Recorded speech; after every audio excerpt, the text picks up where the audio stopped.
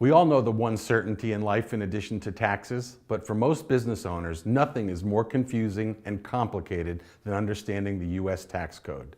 To that end, having a tax professional on your team who can do more than just file last year's return, but can integrate with your other professionals and advisors is a really good investment.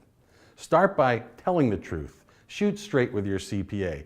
Don't keep things back from your CPA. And the same goes with your lawyer, your attorney, anyone else, any other professional that you're dealing with.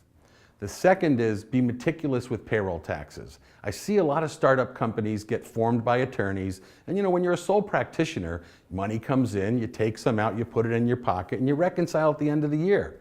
But if you start a new business and you're incorporated, it's totally different. You've got to take payroll checks with withholdings just as if you were working for a big company again.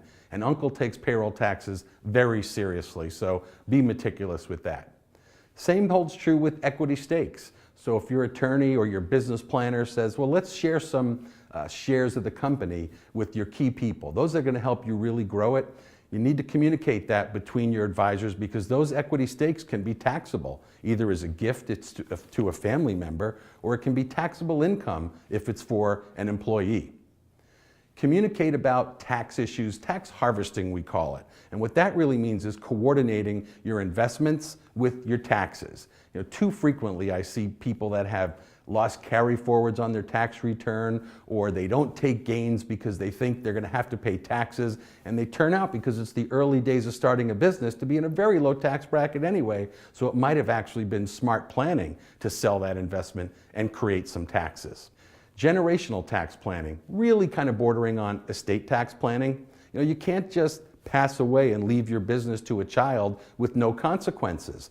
I mean, it's possible that there'll be minimal consequences if the business isn't worth a lot, but if it's worth a lot, you may have some issues with estate taxes, at least state death taxes.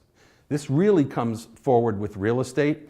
Commonly, we see transactions in real estate where, for example, the attorney might take, your mother's house and put it in your name in case something happens to mom. What's the in case? Something's gonna happen eventually, and that moment of placing the house into your name, again, is a taxable event. And beyond that, there could be income tax problems later, because when you receive a gift like real estate, what happens is your tax cost is the tax cost as it was in the hands of the donor. That's called carryover basis. Now, all that means is if mom bought the house 50 years ago, that's gonna be pretty expensive to you. So don't leave your accountant in the closet, and make sure that there's plenty of talking between all the advisors about tax issues as you go on. And if you do that, you'll maximize your benefit and understanding of the tax code and pay as little tax as possible.